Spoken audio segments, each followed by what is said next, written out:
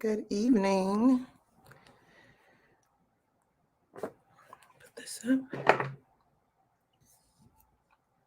Good evening, everybody. Give you a second to come in. Turn my phone down.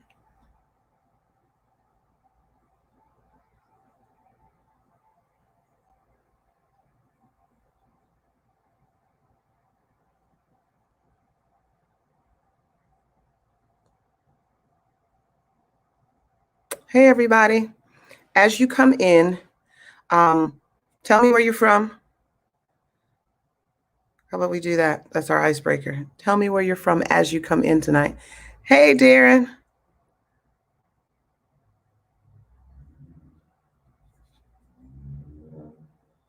Tell me where you're from. Hey, Cherie. These are my Atlanta people coming in.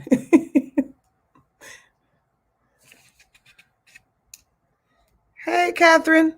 I see you got your phone back. You got to call me, not tomorrow, Thursday, because we were supposed to talk about, I sent the email, but the person never responded. So, hey, Kayleen, she's from Australia. Well, thank you for joining us. Catherine is in Texas. I know some of these people.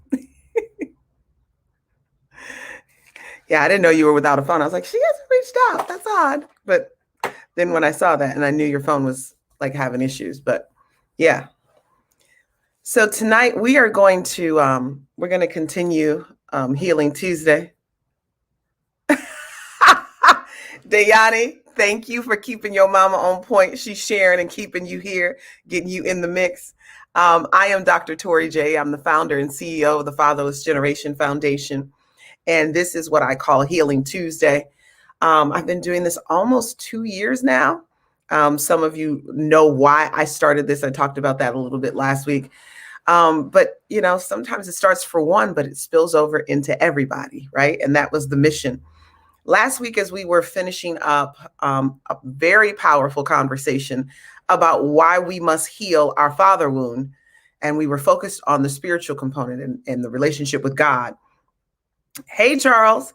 And in that relationship with God, we were, talking about some of the challenges and how the words, right? Because there was a quote that I had that said, how does it go? Fatherless children end up with a hole in their soul, and in that hole, many demons rush in.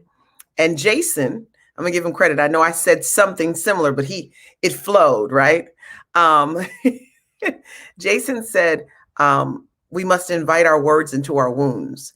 And I want to talk about that. I want to spend a little bit of time of talking about the importance of our words into those wounds, because if we have wounds, how do we heal them? I know we're talking about healing all the time, right? How do we heal? How do we heal? You keep saying healing, Dr. Tori, but I don't know how to do that. I know I need something and my life is a mess, and you keep talking about healing and I get it, but I don't know how to do that. Well, number one, I am not a therapist. I'm a coach. And here I am I'm going to once again tell you what I tell you every week. I am here to connect the dots to your pain so that you can take those dots, that pain and that trauma, to your therapist, organized and ready to process. That's the mission of this conversation. You've got to get a therapist to help you do this. You cannot do this on your own. Many will attempt to do it on their own, and they will run into roadblocks. They will find themselves stagnant. They will find themselves at a standstill, even in the midst of trying to heal. It gets frustrating. Healing is painful, and much of the work that you're going to do is going to hurt. It's why people don't want to do it. But if you try to do this by yourself, you could potentially create and cause more damage. And so I don't want you to cause any more damage. This is specifically for you to understand the fact that you need help and the areas in which you need that help. Fatherlessness is not something I've seen people specialize in. They specialize in childhood trauma. They specialize in relationship trauma. They specialize in, EDMR. I think that's, because I always used to mix up the letters, which leads into the childhood trauma. But I can tell you so much of what so many people are dealing with is their fatherless component. That's the thing. And yes, other things have come in to compound that trauma, but so much of the root of your issue is your fatherless stuff. Fathers reject you, father abandoned you. I know friends, before I even got into this work, I remember a best friend that I had, 12 years? He was like my best friend for like 12 years. Lloyd. I remember one time he was sharing with me that he still remembered the day that his father walked out the door. He still remembered it. He was 13 years old. He remembered where he was standing. He remembered everything about that moment. Imagine being someone who's 13 years old. Your father walks out the door and you have no contact with them after that. You know nothing about where they are. You know nothing about any connection or what that could be. They're just gone. They just disappeared. That's got to be traumatizing. I remember him also saying much of that played into how he navigated his relationships. It's like, my dad left, so what keeps other people here? What keeps a woman here? What keeps, these relationships solid? If a parent can leave, many people struggle with commitment, because if I can't rely on my parent, the parent can leave, then this woman can leave. If a parent can walk out, what would keep this man from leaving? So we're always guarding and protecting. Wow, Jeff. Wow. He said, my mom left me at that age. Wow. And I can see, and the pain still exists. It's not like he's forgotten that. And then we get stuck in what they call arrested development. Not in every area of our lives, but in some areas, especially relationships. The commitment is an issue for many fatherless children. They're afraid the person they're with is going to abandon them. They're afraid the person that they're with is going to reject them. They're afraid the person they're with, if they knew the truth about who they really are, right?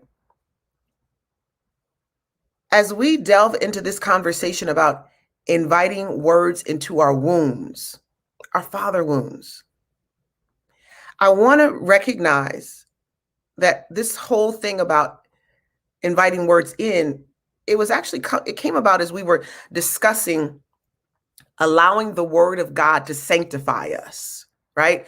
Allowing the word of God to wash over us. Because we were speaking spiritually last week, I use spiritual language. I want to break that language down tonight. The Bible talks about allowing the word of God to wash over us, to sanctify us. Sanctify seems pretty like, whoa, what does that mean? Sanctify is simply meaning to purify, to cleanse, to clean up. And I want to use these two that I think is very important. Remove contaminants from and extract something from. That's purify.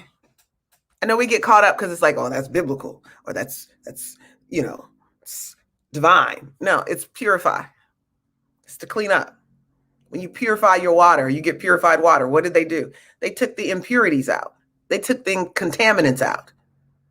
So what we want to do when we invite words in, we want words to wash over us, to remove the contaminants. What are the contaminants? The contaminants are the words that were spoken over us from neglect and abuse and abandonment and rejection, and even our own negative self-talk, our own head trash that we've spoken to ourselves, lies.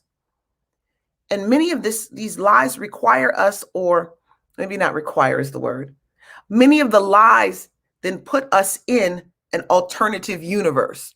It's like when we think about science, there's what we see right here, but there's something else. You're not living in reality because you are allowing lies and the abuse that was used against you, right? Sticks and stones, that's abuse. Bullied. Sticks and stones may break my bones, but words will never hurt me. Lies. That is not true. Words hurt more than sticks and stones.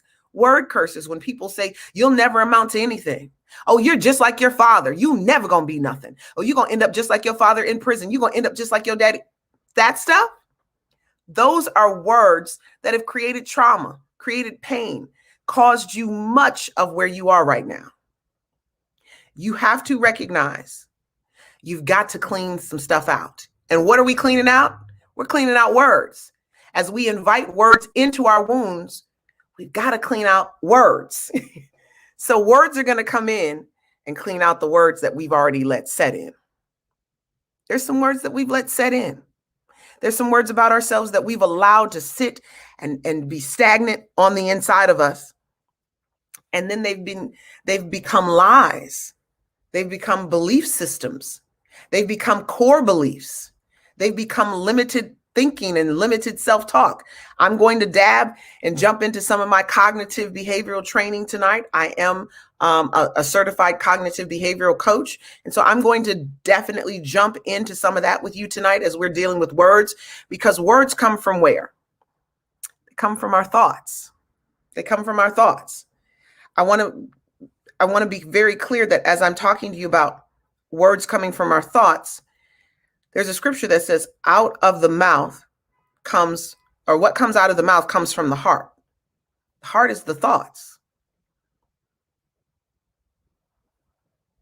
Oh yeah, that definitely is alienation of emotional trauma. Yes.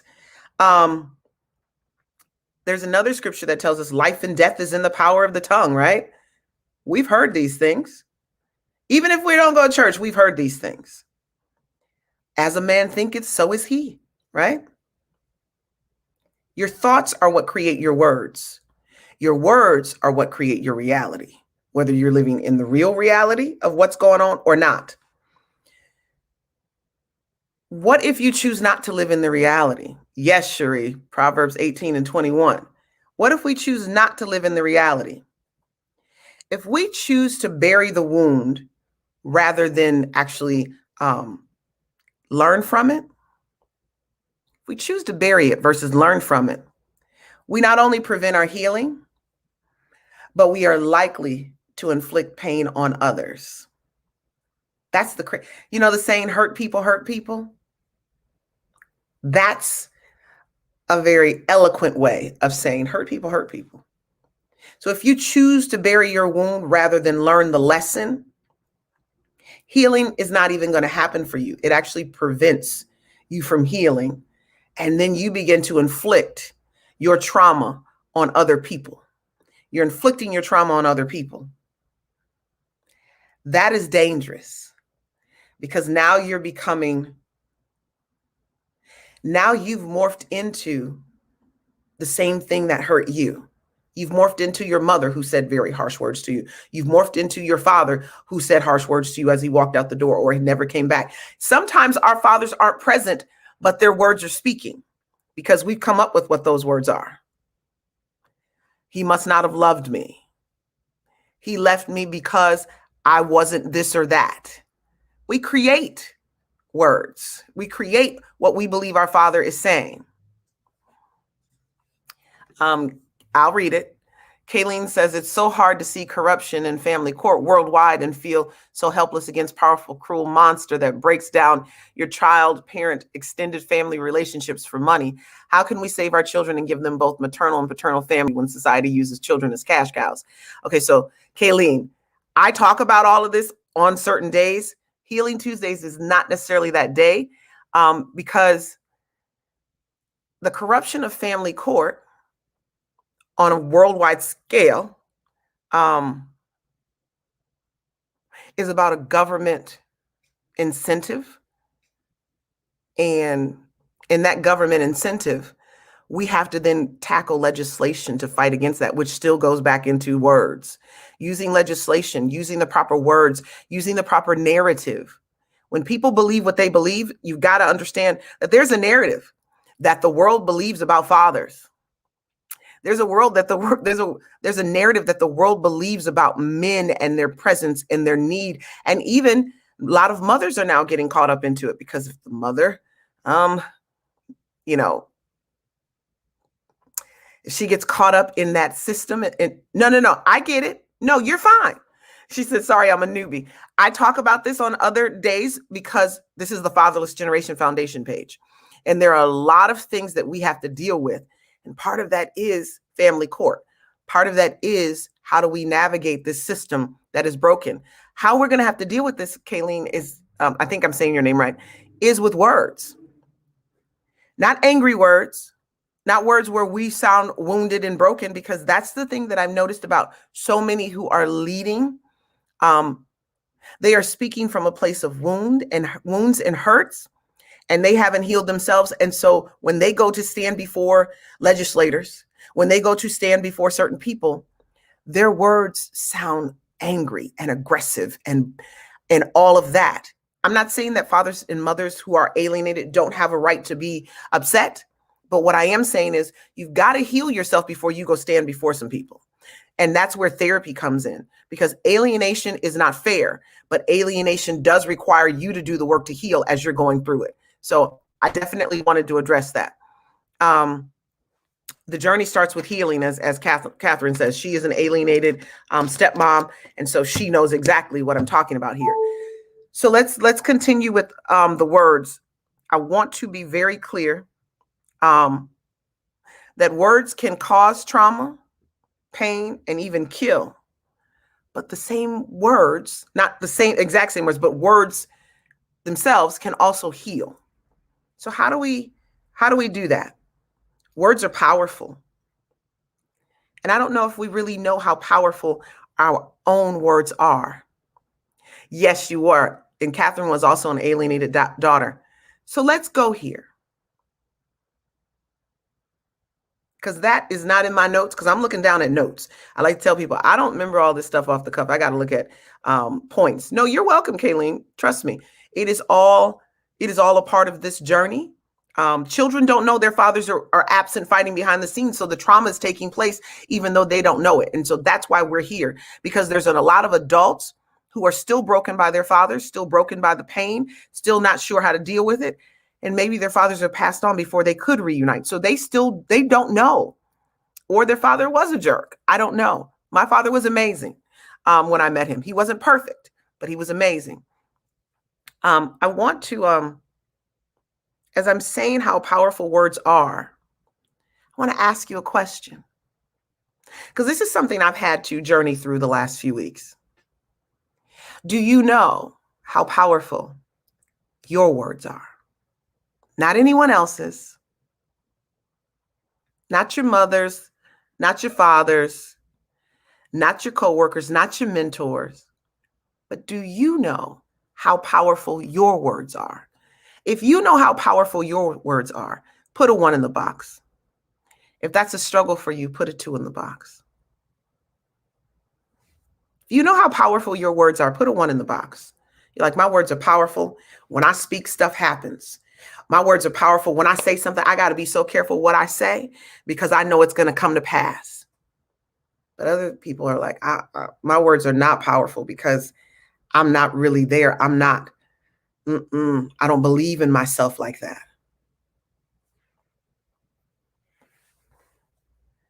Tina said, absolutely. She put a 1. She said, before therapy, not so much. Jeffrey put a 2. James put a 2. I appreciate the honesty. It hits harder than Mike Tyson's fist. Yeah. Our words. We're going to get here. I'm going to do some work with you. Kayleen said she knows her words are powerful. Okay. I want to make sure that you know how powerful your words are. Sometimes we find ourselves growing up in situations where our words didn't have the meaning that the power that we wanted them to have, because our parents didn't allow us to feel, express, think, any of that. And we had to suppress all of that. And then when we had an idea, it was looked down upon. It was frowned upon. It was dismissed. And so it made us question the power of our words. In this space, let me share a story with you. In this space of fatherlessness that I operate in, I need you to know that there's nobody else who operates specifically in this space in the world. I know that because people have reached out to me. I've Googled it. I've looked. I'm looking for it. I'm looking for it in other cities, other countries that I need to go to, that people are inviting me to. And the very specific things that I do, nobody operates in that space. That's not a place of arrogance. That's a place of confidence. That's a place of, I've been given a distinct gift that came from my own pain. And I've been, blessed to be an expert witness on, court cases when it comes to fathers fighting for their children. And those cases were specific to fathers fighting for their children. The first case, it was not easy.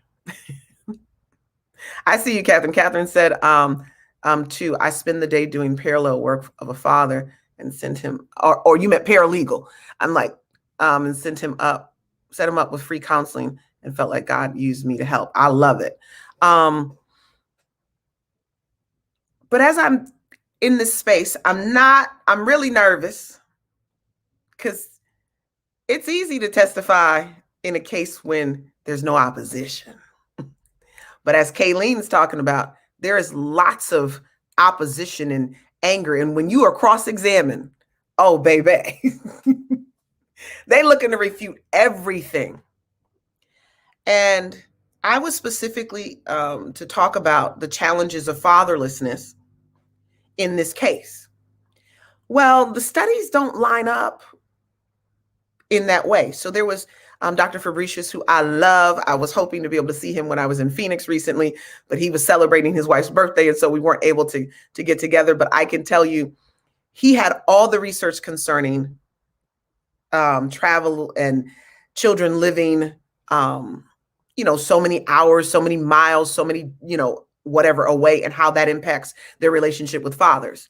My information was hands-on, working with children and how they feel about fatherlessness, and using other studies to define what fatherlessness is. Well, when the cross-examination came to me, very hostile, tried to refute everything I was saying, twisting my words, even trying to downplay my words, dismiss my words as if my words weren't powerful, as if my words weren't truth. And I remember I got frustrated at one point, and I was just like, whatever, man. Like on the stand, y'all, I was like, whatever. I was so frustrated because she was angry coming at me. It wasn't like she was just talking to me. No, she was angry, like trying to beat me up with her, twisting my words and trying to make me fumble over my words. And I was just like, whatever, man. And I said that on the stand. And the judge was like, it's okay. Because he knew it was intense.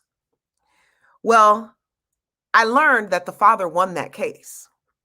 And I also learned that a lot of what the judge put in the order came from my mouth. That was exciting, but nervous all at the same time. It was like, woo, okay, so my words had power. Then the mother, and you can Google this, Then the mother decides she's going to appeal it to the Supreme Court in Pennsylvania. And I didn't know all of this was happening until it was done. And the father called me December of 2020, I want to say. And he said, he emailed me and he said, I need you to know that we had to go to appeal. She appealed it to the Supreme Court in Pennsylvania, and we won yet again. And I was like, congratulations, that's so fantastic, blah, blah, blah. And he said, it wasn't only a win for me as a father, but I need you to know that it was a win for you. I'm gonna post some of this on TFG on my personal page tomorrow. But it was a win for you because what they were appealing were your words. What they were taking to the Supreme Court were your words, because your words weighed heavily in the order. And if your words had been removed, we would have lost. Woo! Even saying it out loud, because I haven't said it. He won because of my words. He won because of my pain and my experience. And I was able to take that experience and now spend the last 12 going on 13 years doing a work that no one has ever done before. This has not been easy, but it shows me how powerful my words are. And even when I doubt my words, the last 3 weeks, I was doubting what I was praying. I was doubting my words. And that's what I want to also say to you. Words are powerful. Your words are powerful. And really, when you go back through your pain to grab your purpose, that purpose has words attached to it that nobody can shake and nobody can take from you. So as you invite the words into your wounds, those are the words that you have to take and invite into your wounds. The same words that you use to heal yourself will be the same words you can use to create purpose and also heal others. But you got to do the work for yourself. My husband, Varric, he plays music. The same music he uses and he needs to use to heal himself is the same music he will use to heal you guys. Powerful, anointed, but yet has to go through the pain to get that sound. There's a sound my voice has that nobody else's voice has. It's not even just the words, it's the sound your voice makes. It's how it cuts through. I'm not on social media like trying to talk and do dances and all of that. I'm like, I don't have time for all of that, y'all. I have zero time for TikTok. I tried TikTok and people was chiming and dinging it. I have no time for TikTok. I actually got off and I got back on in a different name because it's like ridiculous. Yes. And thank you, Catherine. I need you to know that words are a weapon used in prayer to connect us to heaven. Words. Yes, Joy. Yes, Cherie was quoting that earlier. Yes. I need you to understand that words are a powerful weapon used in prayer to connect you to heaven. But there are also some people who use those same words to connect you to someplace else, someplace dark, someplace negative. And some of you have experienced that. How healing, let me see. How healing your words are or how traumatizing they are lies in one thing: the intention of your heart. Oh, I love that, Christine.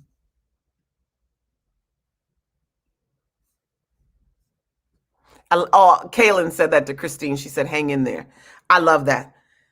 I want you to recognize that how healing your words are and how traumatizing they are lies in one thing: the intention of your heart.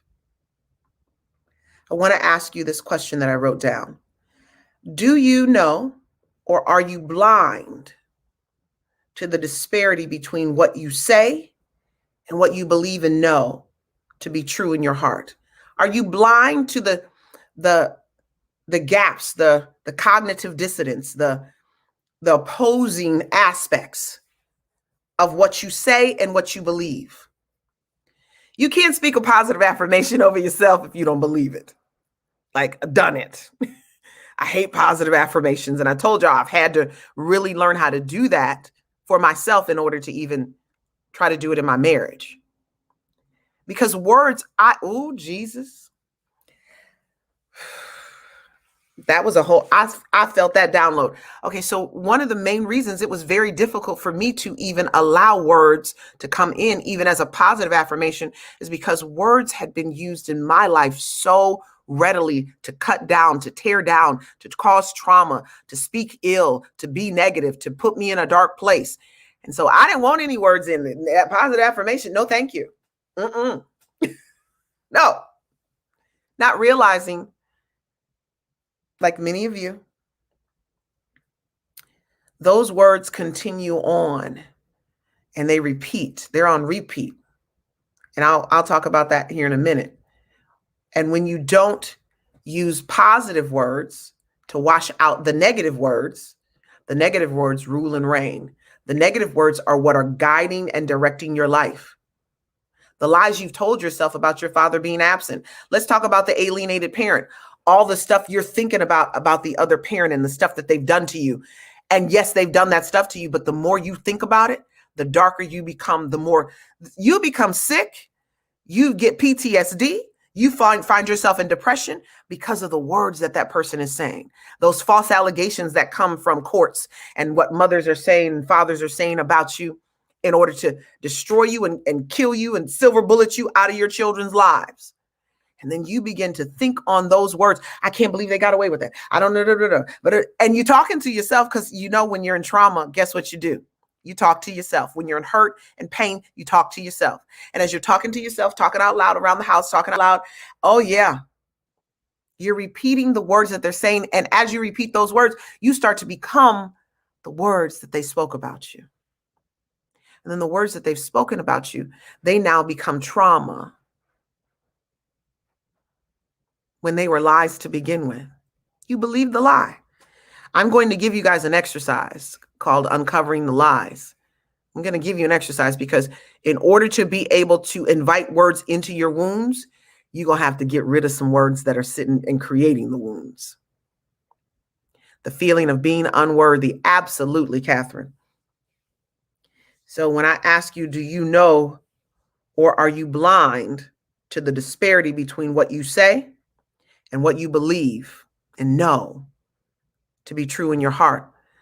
I can tell you a lot of fatherless individuals don't live in that space. They can't decipher truth in the way that they should. I had this post and it's right here. Stupid is knowing the truth, seeing the truth, but still believing the lies. I'm not going to call y'all stupid. That's not my position here. But I'm here to tell you that that's where we're at. Stupid is knowing the truth, hearing the truth, but believing the lies.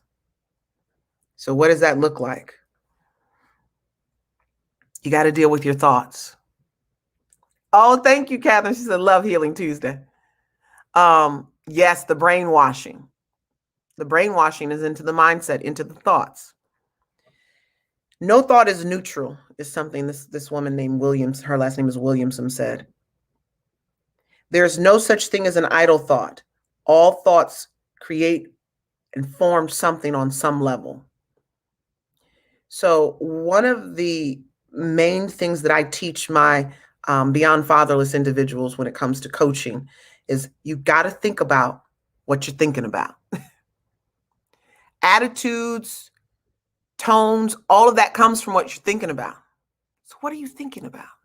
Have you ever sat and just listened to what you're thinking about?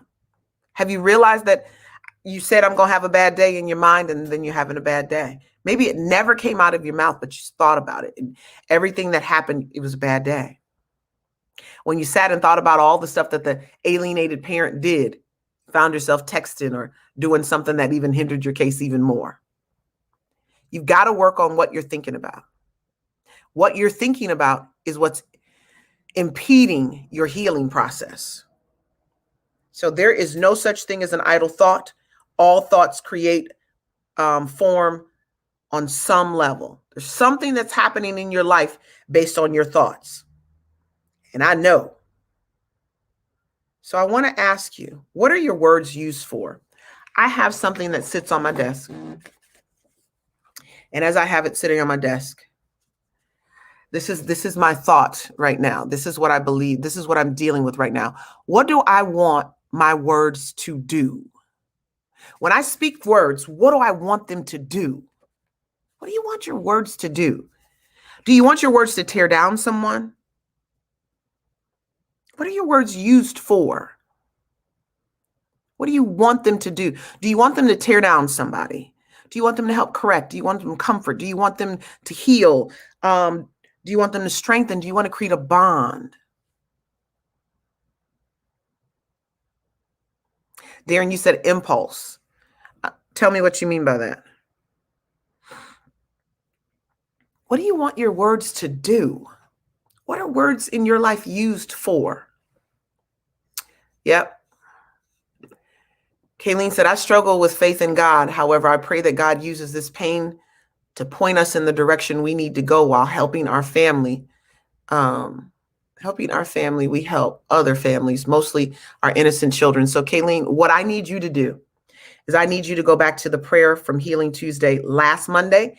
And I need you to go back to listen to, not Healing Tuesday. I need you to go back to listen to the prayer on Monday prayers for the fatherless, not this past Monday. I was doing something yesterday. I couldn't do it. I want you to listen to that prayer. It's specifically about that. And then Healing Tuesday, last Tuesday, is specifically about that, because we do understand that. It is it's very hard to believe in God when you're going through that struggle of being alienated and courts pinning you against your children and all of those things. It's very like, where is God? Where's God? Yes. Yes. Go listen to that prayer. That prayer is very specific about that. And then last week was about why we must heal our father wounds. And we were talking about our faith in God and God being Father and what that looked like. So that is completely in line. And I don't believe God disparages the fact that you are struggling. I believe he understands your struggle. But I also can tell you that he's in the struggle with you. He's in this struggle with you. And I tell people often that if you know that God is in this fight of alienation with you, then you need to fight. You would fight differently. God is in the fight. You've got to make him center. If you make him center of the fight and know that he is the one fighting the battle, you got to do the work. You got to get the attorney. But putting and relying on your faith in that, which is hard because it's our mission to control the outcome. Oh my God, that's the thing I've learned in the last 3 weeks. I cannot control the outcome. When I try to control the outcome, I mess it up. We have to stop trying to control the outcome. I know you want the outcome, Kayleen, to be my children. The children are back at home with us. So I'm putting my hands in. I'm doing what I need to do. There's a part that you need to do, but there's a part you need to rest in and know that God desires your children to be home with you just as much as you do, if not more. Yes, Catherine, I think you would thoroughly enjoy them. So I'm going to go back to, what do you want your words to do and what are your words used for? As you recognize what your words are used for and what you want them to do, you also need to recognize, hey, Mark, I saw you email me. Trust me, it's been a crazy couple of weeks. Give me a second. I'll get to you. Yes. Oh, she's trying to make me look up the date. I'll look up the date while we're here. I got my phone right here. What was that date? The 17th and the 18th. Yes, ma'am. Yes, ma'am. I want you to pay attention to your words, right? But the question I've got for you is, are your words distorted or misused until the meaning or until they mean the opposite of your intention and their actual meaning? I'm going to repeat that one more time. Are your words distorted or misused until the meaning or what you intended them to mean becomes the opposite of your intention and their actual meaning in a dictionary? I have witnessed my words being distorted. Sometimes they're distorted through my pain. Sometimes they're distorted through my attitude and my tone. Sometimes they're misused because I'm stressed and I got tension and I don't want them to be misconstrued and I'm there, right? And so I speak the wrong words. We've all done that. Speak the wrong words. Mm-hmm. So as we're doing that, especially when somebody lie on you, child. Oh God. Woo! When somebody lies on you. And you trying to say the right words, but all the wrong words come out. Or maybe they're the right words, but you weren't supposed to say them words in public. And now you set yourself back.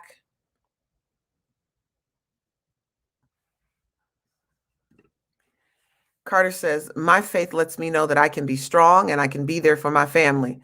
The negativity that comes our way tests us. I take it as a challenge and I take on the challenge and bring it to the lighter side of the spectrum. I want my words to bring confidence and change the mindset of my loved one's doubt.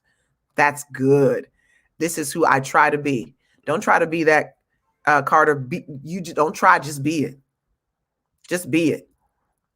Because when you say, I want my words to bring confidence and change the mindset of my loved one's doubt, that's powerful. That is powerful.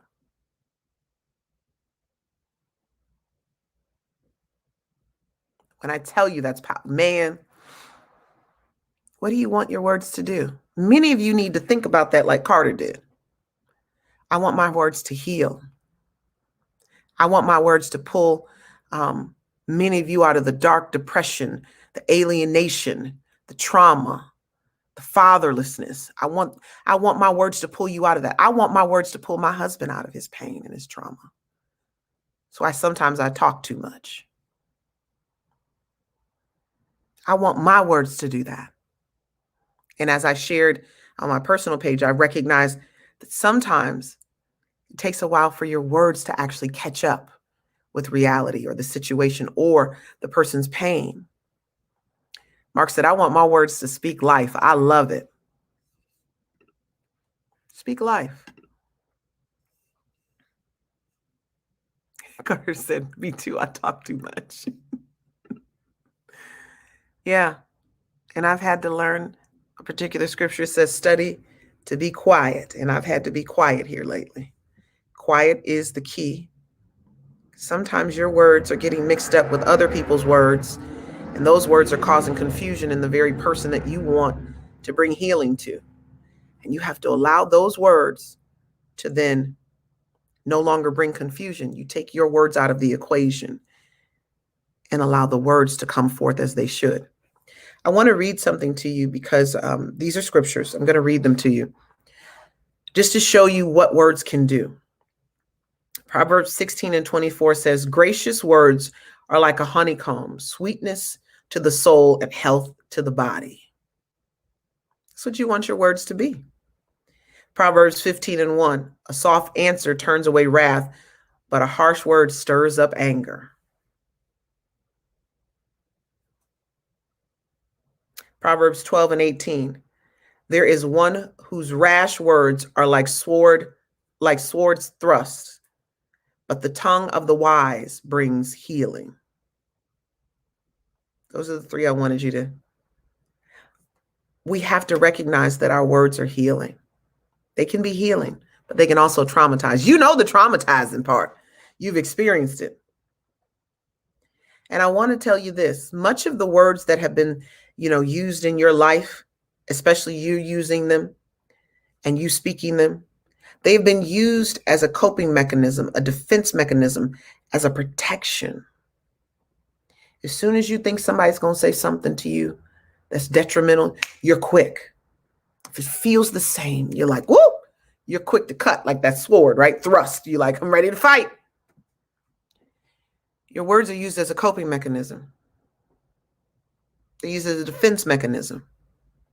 Those things served their purpose. Those things protected you. But now you've got to get to the place where your words are able to bring healing, not keep you in a prison, not keep you protected per se.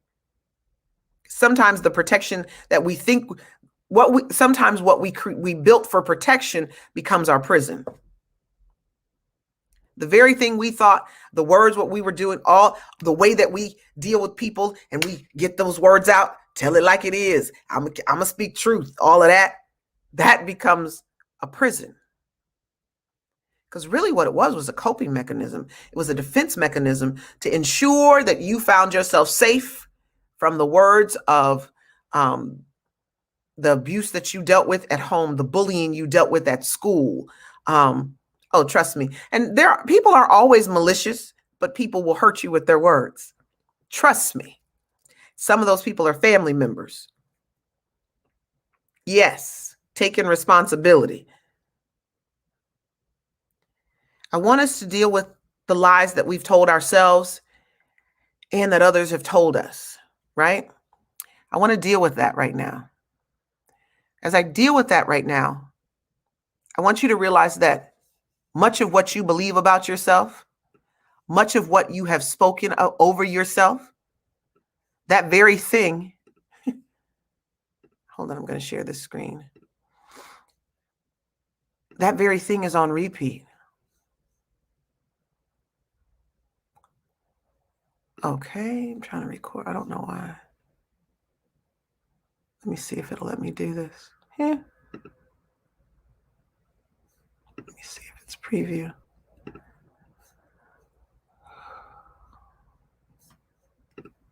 telling me to follow some steps, y'all. Hold on.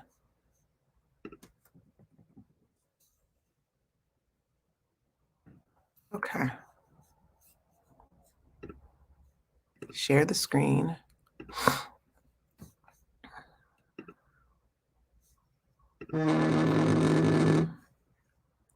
She keeps calling me. Child, quit calling me. Where is it? Oh, there it is. Privacy. It's not allowing me to do that. It's like, yeah, it's not allowing me to do that. That's weird. Told me to go to privacy.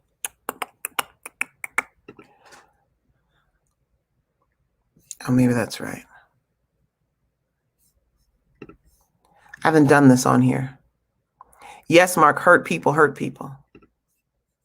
Absolutely. This is important because I want you to see it.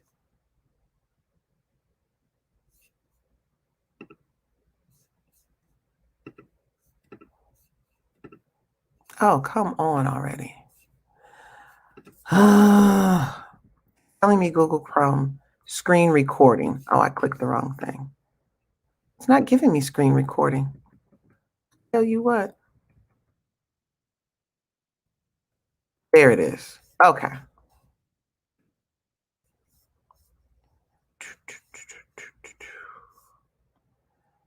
Even with that. I'm gonna try one more time, you guys, and hopefully, otherwise I'm gonna have to just talk you through it.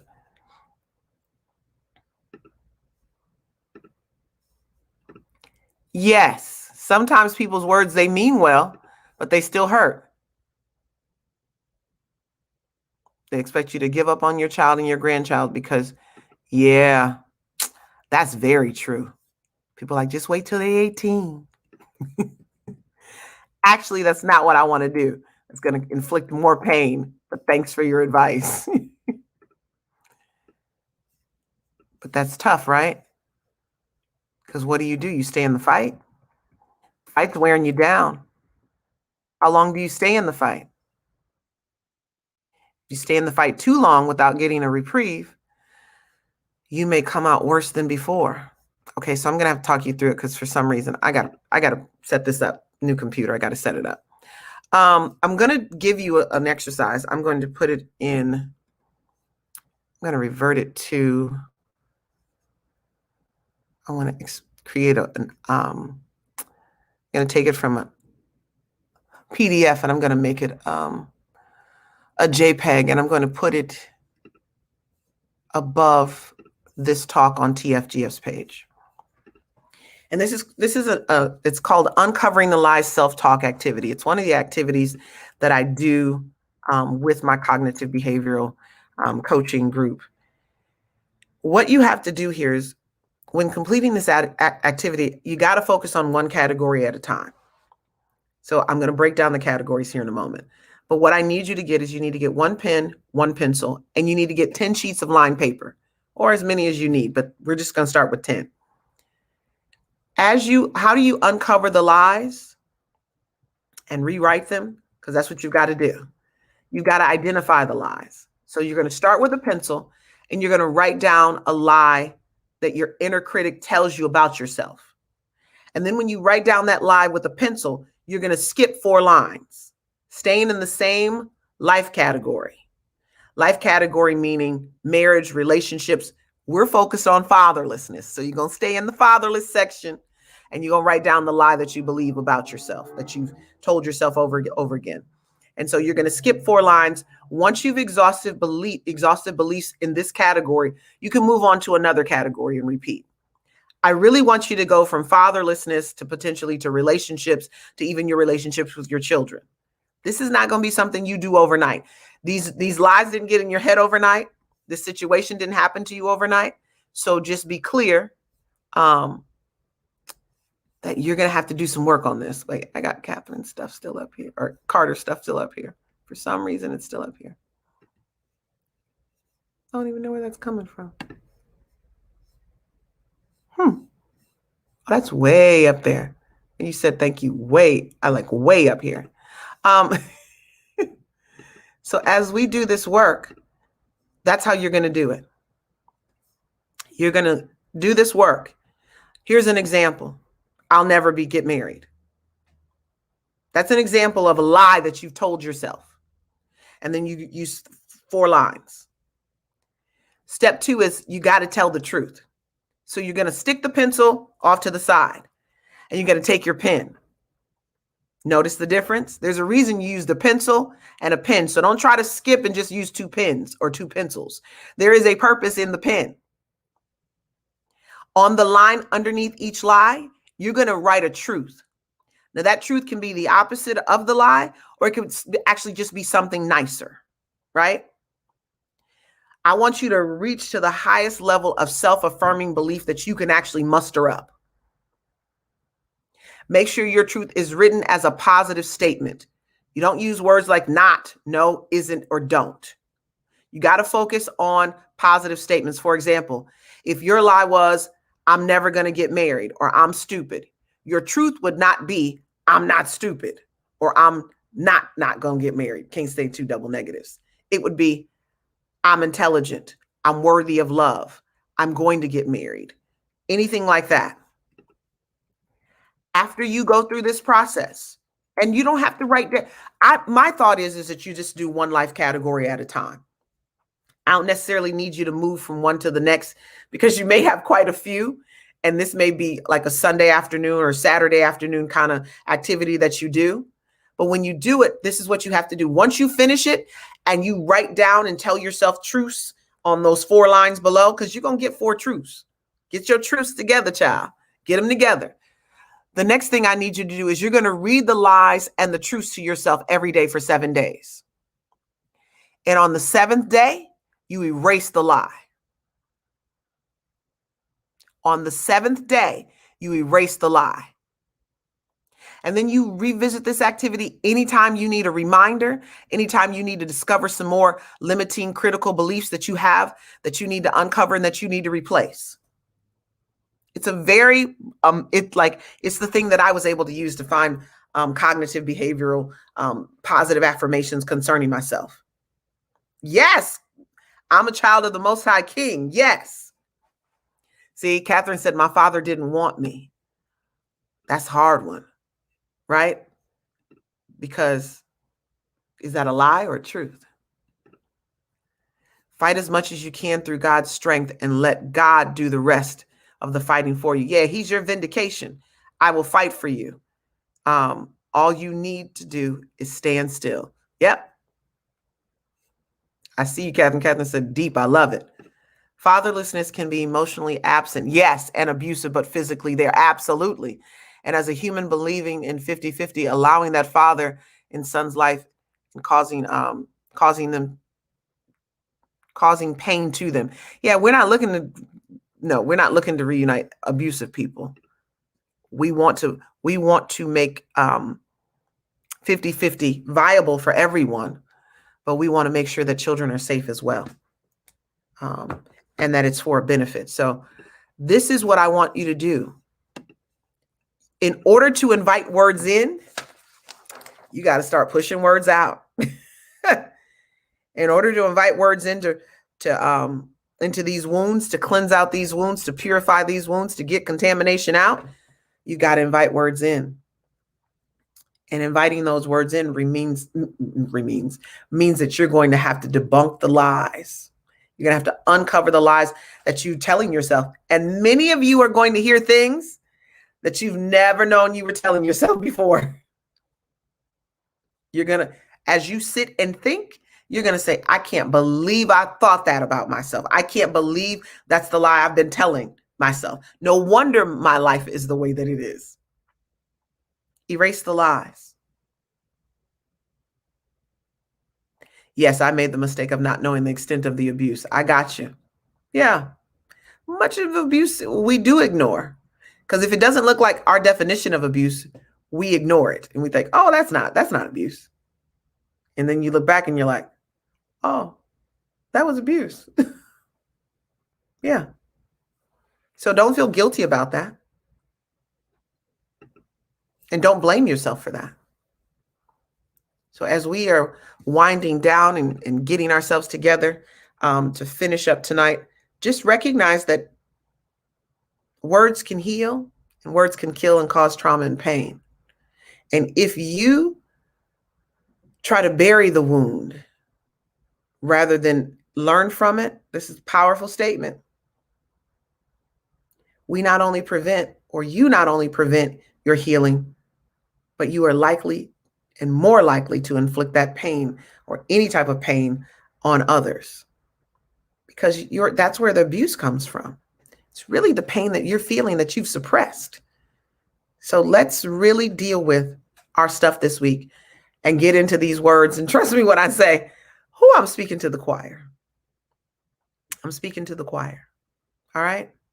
So I'm going to get off of here. I'm a couple minutes early, which is rare. I typically go over. I'm going to create this. I'm going to make it a JPEG for you. Hopefully it still comes the way that it needs to come out. I'm gonna make it a JPEG, and then you can actually use it. I may just make it a Google Doc. I'll figure it out. I'll do it in the next 5-10 minutes. And then you can utilize this as an activity that you can use as long as you want to use it for yourself to continue to get rid of the lies. All right. So I hope this was a healing and blessing and all of that to you guys. As it was to me. There were some things that were revealed to me, as usual, about myself. And I look forward to next week as we kind of go back into what these words mean and how they're impacting you. So you guys have an awesome night. I'm Dr. Tori J. I'm the founder and CEO of the Fatherless Generation Foundation. And I'm here to connect the dots to your pain. And thank you, Carter. And I look forward to talking to you guys live later on in the week. All right. You guys have a great night. Bye-bye.